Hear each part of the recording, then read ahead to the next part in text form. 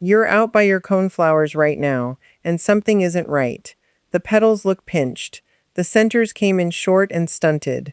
A few buds swelled up and then just stopped, like they gave up halfway. You watered them, you fed them, and nothing changed. Here is the truth almost nobody says out loud.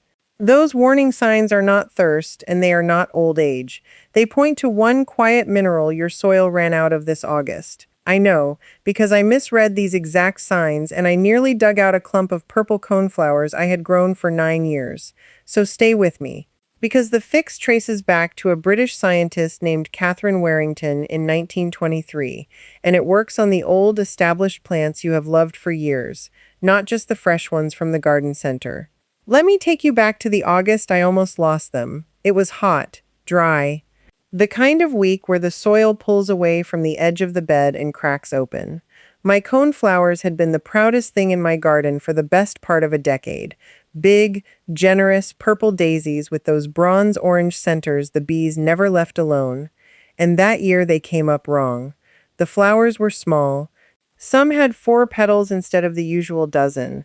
A few of the buds turned brown at the tip before they ever opened. I stood there with my coffee going cold in my hand, absolutely certain I knew what was wrong. I was certain, and I was completely wrong. That wrong guess is where almost every gardener loses the plant.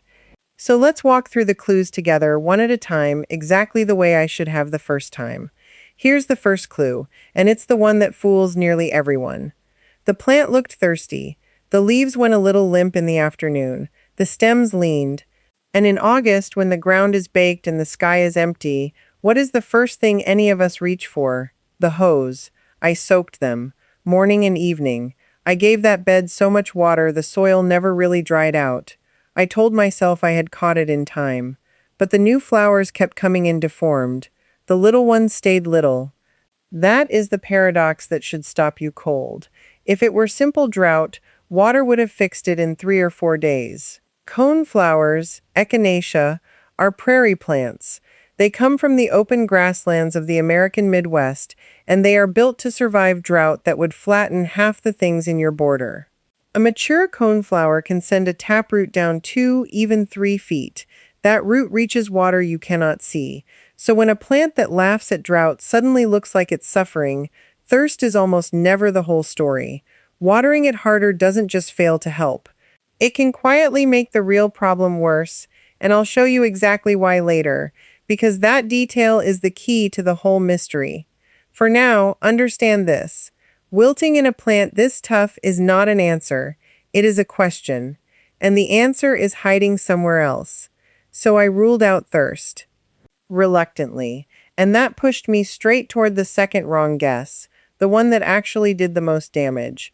I decided my coneflowers were hungry. It made sense at the time. Small flowers, tired-looking plant, 9 years in the same spot without me ever really feeding them properly. Of course they were starving, so I went and bought a big box of general flower fertilizer, the kind with a high first number on the bag, plenty of nitrogen, and I gave them a strong dose. Then I gave them another one 2 weeks later, because if a little was good, more had to be better, right?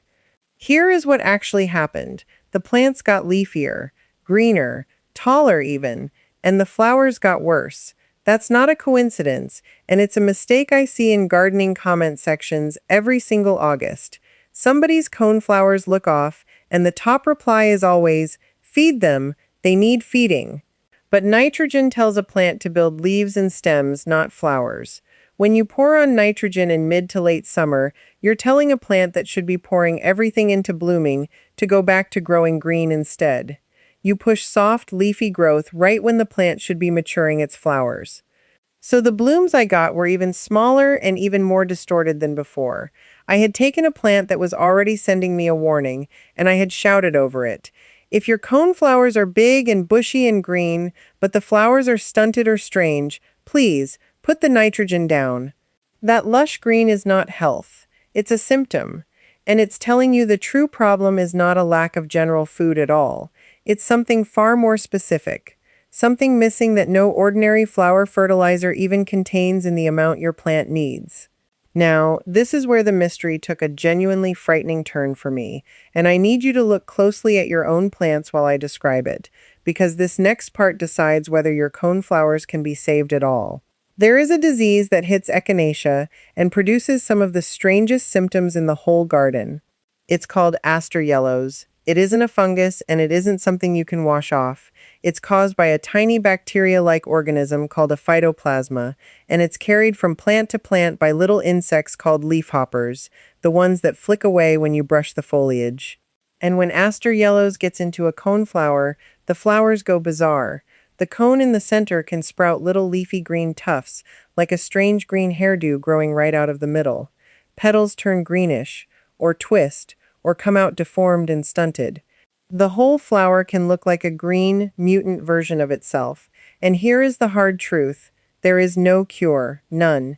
If it's aster yellows, no borax, no feeding, no watering, nothing will bring that plant back, and it can spread to your other coneflowers, and even your marigolds and your lettuce. The only answer is to dig the infected plant out and bin it, not compost it to protect the rest of the garden. I remember reading about aster yellows that August with my stomach in a knot, because some of my symptoms overlapped, and I genuinely thought I was about to lose a 9-year-old clump and maybe the whole bed with it. But, and this is the moment everything turned for me, I forced myself to look harder instead of panicking. And there is a way to tell the two problems apart, right there in your own hand, and almost nobody explains it clearly. So let's do it together now. With aster yellows, the signature clue is that green, leafy growth coming out of the flower cone itself. Those weird tufts and shoots erupting from the center, along with a sickly yellowing and a kind of witch's broom look where the plant throws out masses of thin, distorted shoots. It looks actively wrong, almost alien. My plant wasn't doing that. When I really examined it, I saw something different. My flowers were small and short of petals, but they were still the right color. No green tufts sprouting out of the cones, and when I ran my fingers up the stems, I felt it. The newest growing tips, the young shoots and buds at the very top, were the ones dying back, turning brown and brittle right at the tip while the older growth lower down looked fine, and when I snapped a stem, it felt oddly hollow and a bit corky inside instead of firm and green. That pattern, damage starting at the youngest, newest growth and working down, brittle tips, hollow stems, deformed but correctly colored flowers, that is not disease. That is a nutrient the plant physically cannot move to its new growth. That is a deficiency. And the relief I felt when I understood the difference is exactly the relief I want to hand to you right now, because a deficiency you can fix. That relief, that moment when the symptom finally tells you the true cause, instead of sending you back to the hose, is the whole reason I sat down and wrote my 3 books.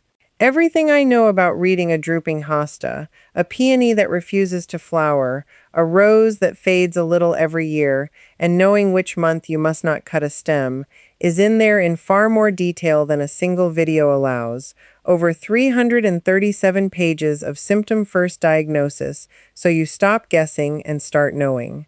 It is written for gardeners like us, with old established clumps we inherited or planted decades ago, plants we simply will not lose on our watch. To get the collection, scan the QR code right there on your screen, link in the description, pinned comment. Now, before we go a single step further with your coneflowers, there is something I must say to those of you with the oldest plants of all. This weekend, before I tell you which nutrient it is and exactly how to correct it, I have to speak directly to those of you standing over a big, old, established clump, thinking it might already be too late. I see you, because that was me. This next part is specifically for the plant you've had for years, the one with the woody crown and the deep roots, the one you're most afraid of losing. Please don't dig it out yet. An established coneflower has an enormous advantage a young one doesn't, and that is a huge, deep root system holding real reserves. It is far, far easier to revive a mature clump than most people believe, and you do not need to start over. Here is what I did, and what I want you to do too.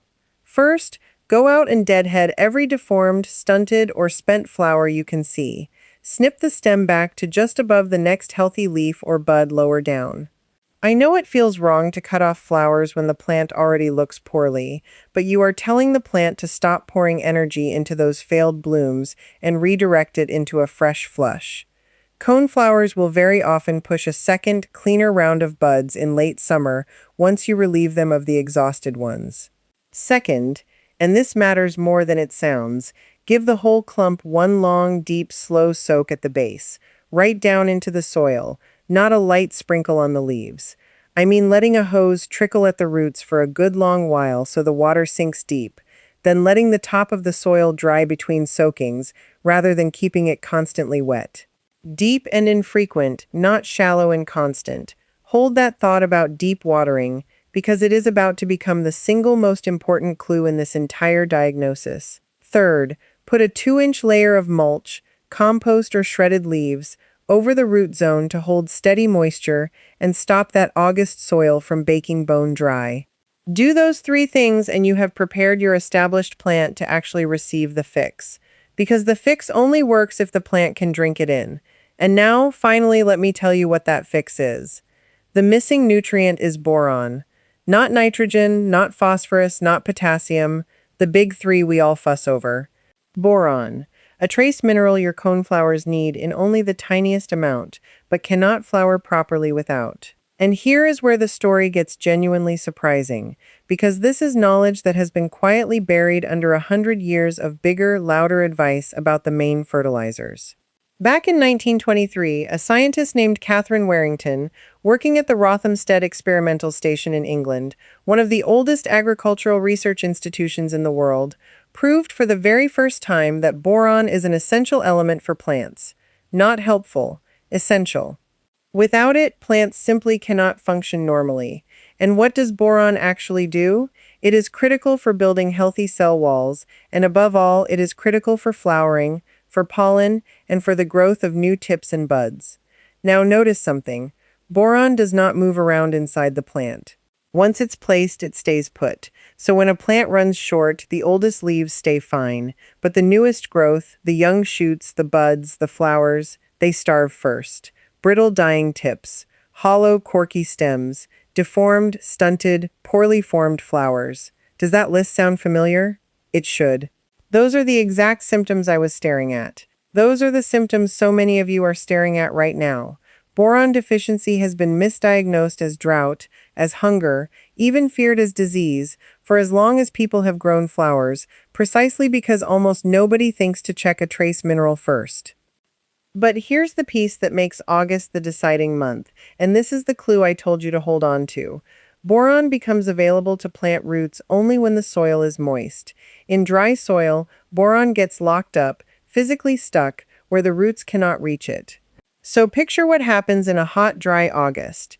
Even if your soil has plenty of boron in it, the moment that ground bakes dry, the boron becomes unavailable, and your coneflowers hit a deficiency in the middle of their most important flowering weeks. And now you understand the cruel trick that fooled me at the very beginning. Remember how I said watering harder could make things worse? Certain soils, especially those that have been heavily limed or are naturally alkaline, or very sandy soils where boron washes straight through, are already low. Constant shallow watering on the surface doesn't fix the deep dryness where the roots feed, and heavy watering on sandy ground can even rinse what little boron there is further out of reach. So my thirst diagnosis wasn't just wrong, it was pointing me in the opposite direction of the truth. The plant wasn't thirsty for water. It was starving for one mineral that only water in the right place could unlock, and I was flooding the surface while the deep root zone stayed dry. So here is the fix, exactly, and I need you to follow the amounts carefully, because boron is one of those things where a tiny bit is medicine and too much is poison. That is not a scare line, it is simply how trace minerals work, and it's why this quiet remedy got buried under safer, blander advice. Borax, the same plain borax sold as a laundry booster, is roughly 11% boron, which makes it a perfect, cheap, gentle source when it's diluted properly. Do not, ever, sprinkle dry borax on the soil. That's how people burn their plants and give the whole method a bad name. Instead, take 2 level teaspoons of borax, no more, and dissolve them completely in a full watering can of warm water, about 2 gallons. Stir it until every grain has vanished. Warm water helps it dissolve fully so you never get a concentrated hot spot. Then, and this is important, water your coneflower bed first with plain water so the soil is already moist, because we established that boron only travels into roots through wet soil. Now pour your dissolved borax solution evenly over the soil around a patch of coneflowers, spread across several square feet. At the base, never concentrated on a single crown and never splashed on the foliage. You are feeding a whole area lightly, not dosing one plant heavily. That entire 2-gallon can should cover a good-sized patch, roughly the area of a small door laid on the ground. And here is the rule you must never break. Do this once this season, one time. Do not repeat it, do not do it again next month, because boron lingers in the soil, and doing it too often is the one way to cause harm. Once applied gently into moist soil is all your plant needs. Now let me tell you what happens next, so you know it's working. You will not see the deformed flowers that are already open turn beautiful. Those are finished, which is exactly why we deadheaded them. What you are watching for is the new growth. Within a couple of weeks, especially on an established clump with those deep reserves, you should see the fresh shoots and buds coming in firmer, greener at the tip instead of brittle and brown, and the new flowers forming with a fuller, more complete ring of petals and a proper, healthy cone. That is the plant telling you the mineral finally reached its youngest, hungriest parts. That is the sign the diagnosis was right. And if you're a gardener who keeps notes, mark it down. Because the deeper answer for next year is not more borax. It's steady, deep moisture through the dry weeks, that 2-inch mulch layer, and easing off the heavy nitrogen so your plant spends its energy on flowers. The borax is the rescue. The moisture and the mulch are the cure. Let me pull this together, because I want you to leave with the whole map in your head, not just the ending. When your coneflowers come up small, stunted, or strangely formed in August, run the clues the way I finally learned to. First, ask whether it's really thirst, and remember that a prairie plant with a taproot going down 2 or 3 feet almost never simply wilts from a dry spell, so wilting is a question, not an answer.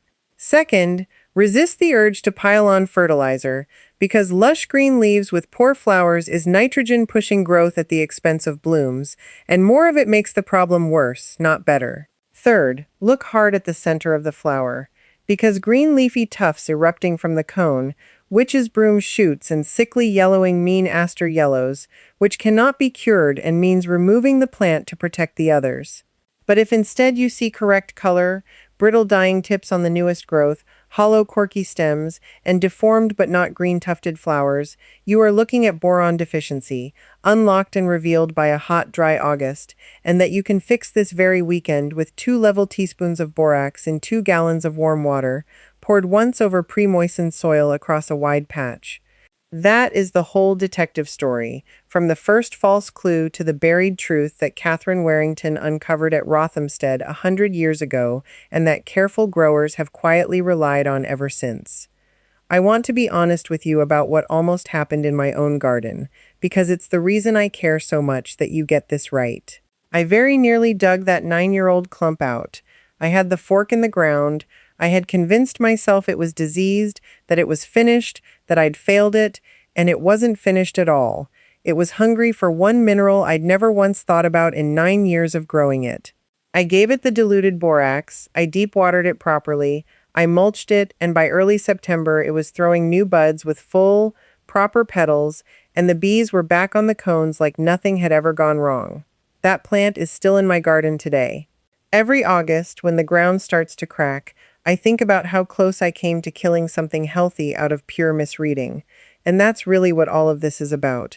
Not chemistry, learning to read the plant instead of guessing at it. So here's what I'd love from you. Go out to your coneflowers today, really look, and tell me in the comments which clue you spotted. Was it the small, short-petaled flowers, the brittle, dying tips on the new growth, the hollow stems, or was it the frightening one, the green tufts in the center that might mean aster yellows? Tell me exactly what you're seeing, because I read these and I answer them, and half the time describing it out loud is what makes the diagnosis click. And tell me where in the world you're gardening from, whether you're baking in the American Midwest or waiting on the rain in the UK, because the timing of all this shifts with your weather. If you're the kind of gardener who refuses to give up on a plant you've poured years into, who would rather understand what's wrong than throw it on the compost and start again, then you already belong here. This is a place for people learning to read their plants instead of guessing. Follow along, because next time I'm walking through the hosta that suddenly collapses into a mushy yellow mess at the crown in late summer, and why the reason almost everyone blames is the one thing that isn't actually killing it. Come find out with me. Your coneflowers were never trying to die on you. They were trying to tell you something. Now you know how to listen. Now, before you go, I'm Mary.